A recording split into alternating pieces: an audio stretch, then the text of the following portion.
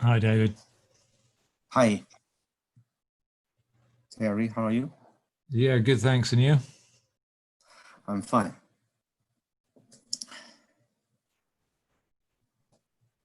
Yeah, I'm not sure who's going to be coming along today. Okay.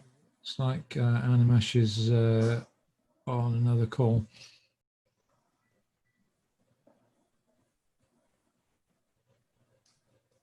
So this is a monthly meeting, right?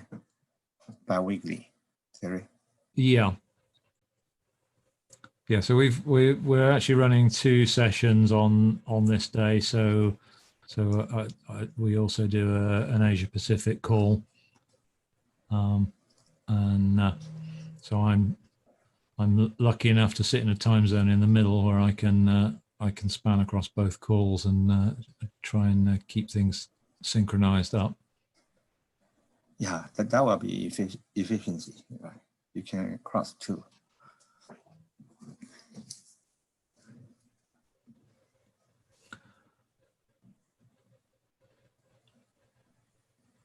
Looks like we've got Andrea as well.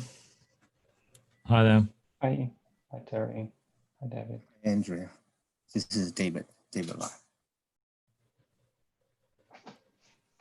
Hi, nice to meet you. So I don't think Animesh is going to be joining us on this one today, but we can certainly do an update on the roadmap stuff.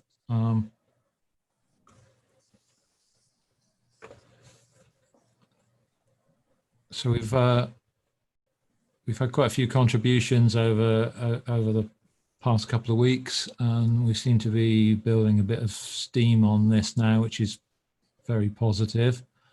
And we've got a number of new attendees joining on the Asia Pacific group. So the conversation's starting to get quite interesting in that particular meeting. In general, we're making good progress. The challenges table is pretty much fully populated now, and we have initial technology requirements against about 80% of the challenges. I would welcome some more input from other people. So I don't know if anyone can contribute in particular areas on this. Let me just scroll down. So there are some sections here that need completing in terms of looking at things like managing training sets as assets within a pipeline-based workflow, and looking at the security aspects. So if anyone has any experience in that area and fancies just writing up a few paragraphs to add into here, then feel free to fire me a PR or just drop me your thoughts and I'll incorporate them in the next update.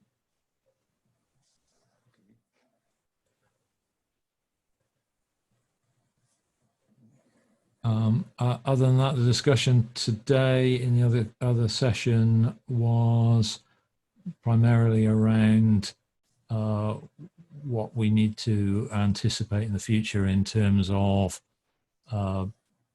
machine learning and sort of cloud devices and the sort of the smart cities environments.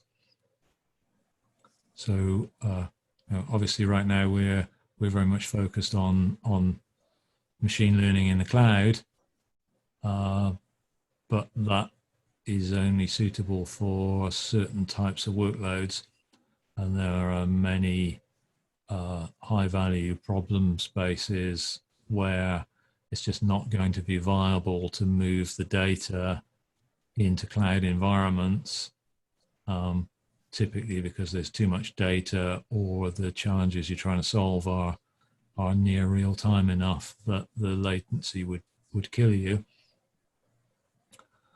So we need to be thinking about how we're dealing with problems in which the actual inferencing needs to be done at the edge of the network rather than in the center, and what that means from a device perspective and a deployment perspective.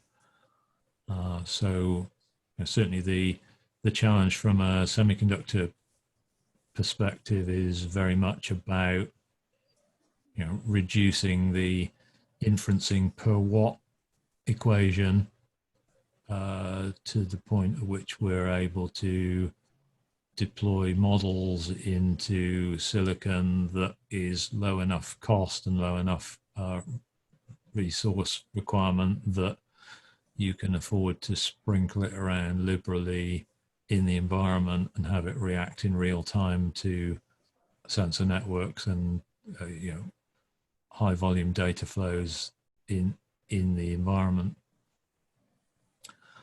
But from an MLOps perspective, that gives us an awful lot of interesting challenges when it comes to training those models and then taking the models and transforming them into something that's actually deployable. Right.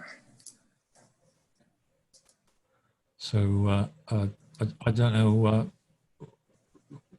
what areas people are working in on the call at the moment, but if anyone's had any involvement in any of this thinking or has been looking at these types of problems, yeah.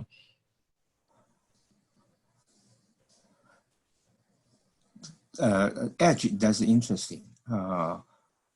I'm actually looking into edge pipeline for ARM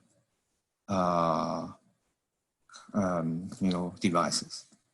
Right. But that I think is very interesting. You just mentioned how you basically provide those model actually can sort of apply to the edge node. Yeah. I need to I think that's a good direction to think about. The solution portfolio, how we can incorporate into this area. Because it's very easy right now to make the assumption that a machine learning model is just a piece of serialized Python that you're going to deploy somewhere else in a similar environment to where it was created. Right. But the reality of a lot of machine learning based products in the near future is going to be that they're going to need to actually potentially run in dedicated silicon in order to get enough computing speed at a low enough cost that they actually are viable products. Right. So we may well have to deal with this whole transformation layer where we're taking what might have started as a Python model and then transforming it into VHDL or something similar that we can use to churn out ASICs or other low cost bits of silicon that you can then use to deploy. Right. Hi, David. Hey, sorry, I joined on mute. Hi, how are you? Yeah, good, thanks. Yeah, we're just talking about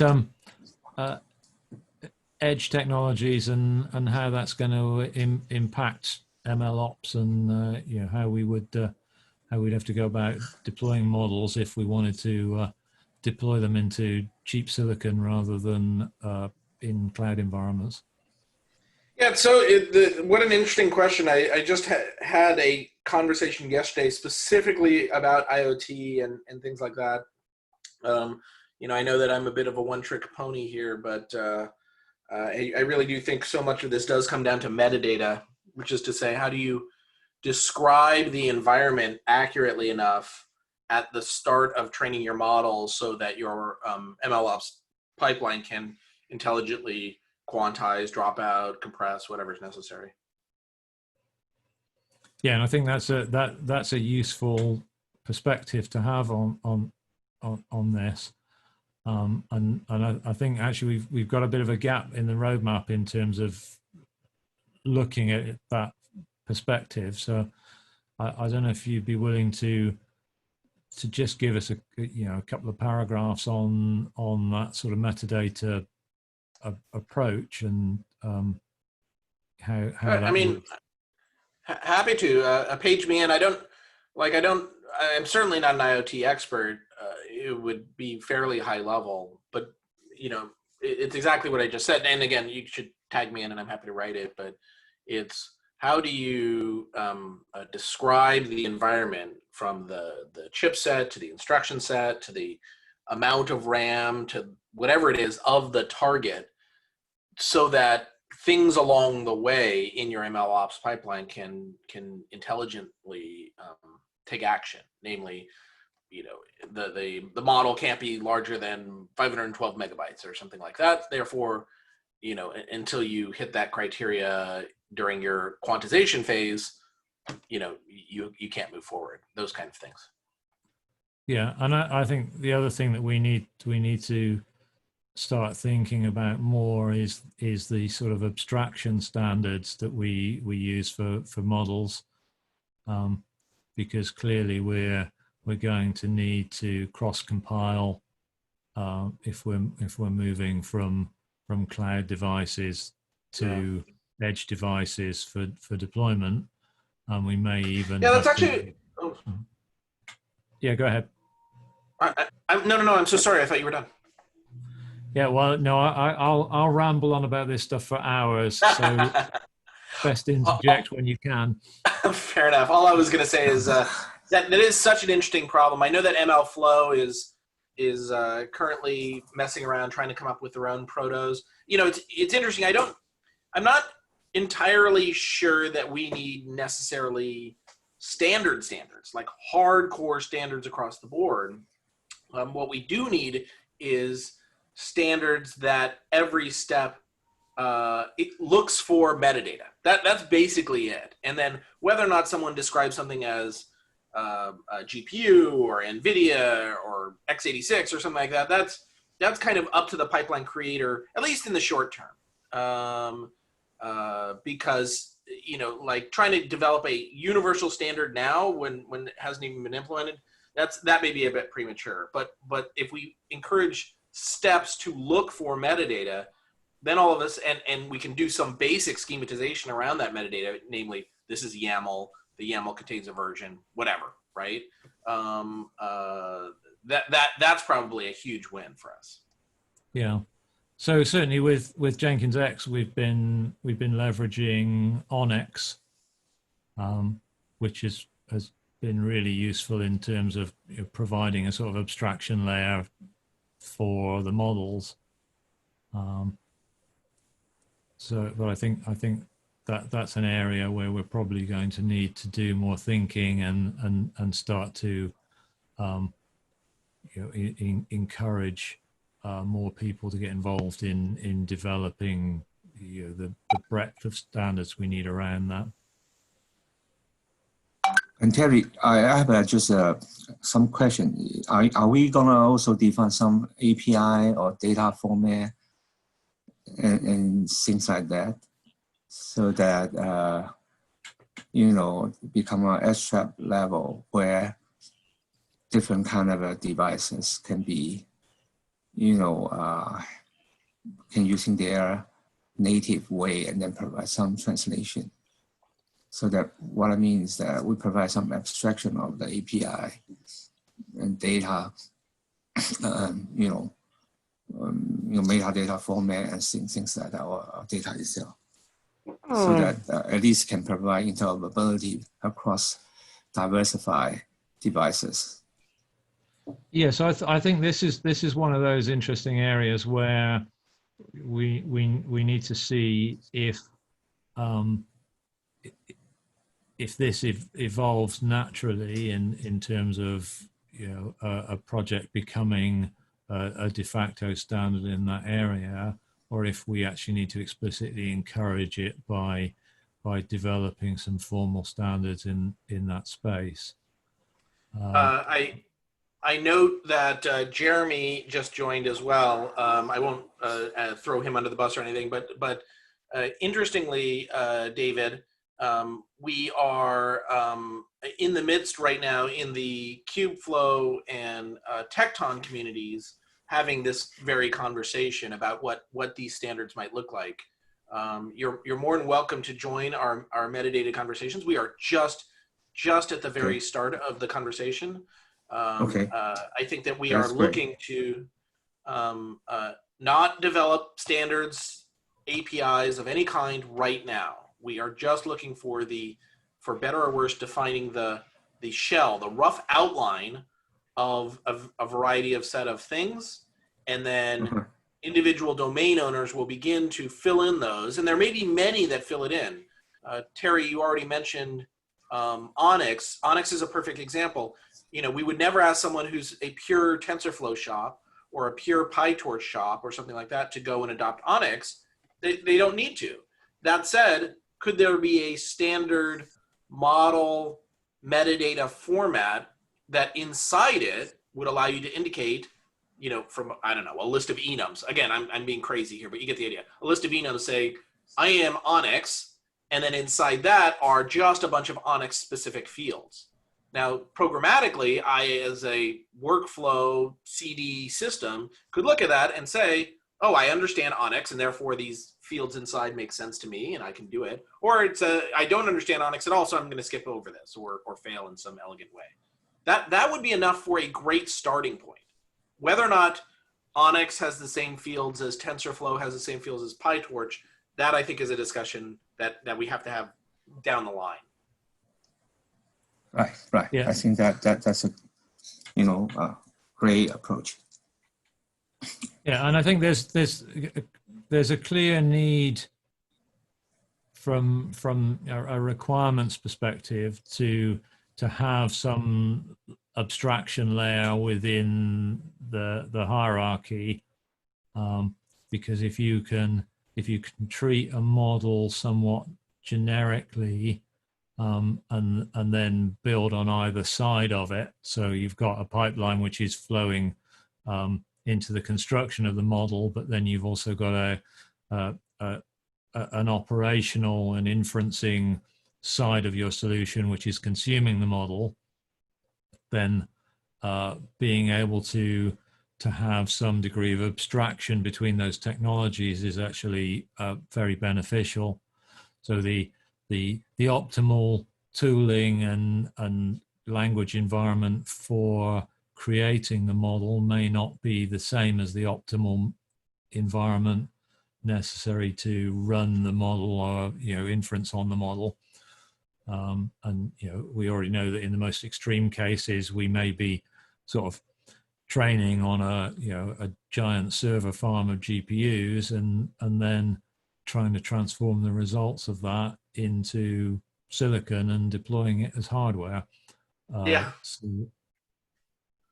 No, I was just going to say how much, I see that happen all the time. I mean, the problem is right now, especially in ML, the artifact of choice for delivery of training is often a 1,000-line train.py script or worse, a 2,000-line notebook that needs to be converted. And inside it are all the elements that you describe in code, but not in well-structured metadata. And so even by beginning to separate out the metadata that exists inside this, and Papermill obviously is beginning to do this quite well around parameterization, but the idea of just separating it from this monolithic thing, that is a wonderful first step for us. and Yeah. describe and solve for all the problems that you were just describing, Terry. Yeah, so I definitely think there's a lot to be done in terms of, you know, making technology implementations that provide these capabilities.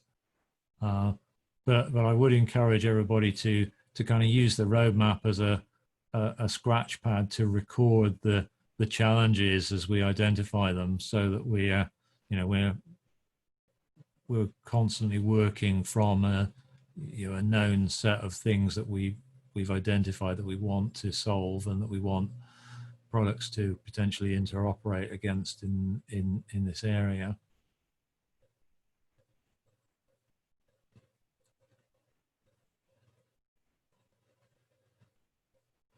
Okay, well, I don't have anything else to add today, other than to encourage people to keep an eye on the roadmap and add pieces to it. Feel free to submit PRs or send stuff to me for inclusion.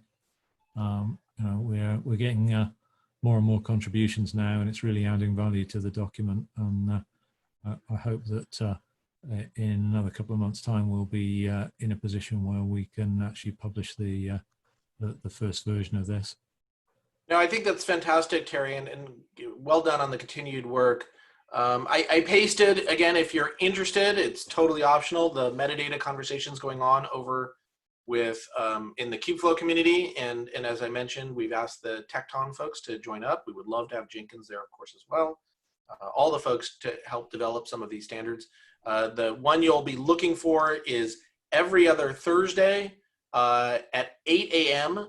Pacific time. There is the metadata or model management meeting, which will be changing to model management and metadata, and Okay. that would be the one to attend. And just page me into the doc, Terry, and I'm happy to contribute some. Okay, great, thanks. All right, does anyone else have anything they would like to discuss? Any questions or general interesting things that people are thinking about at the moment they want to share?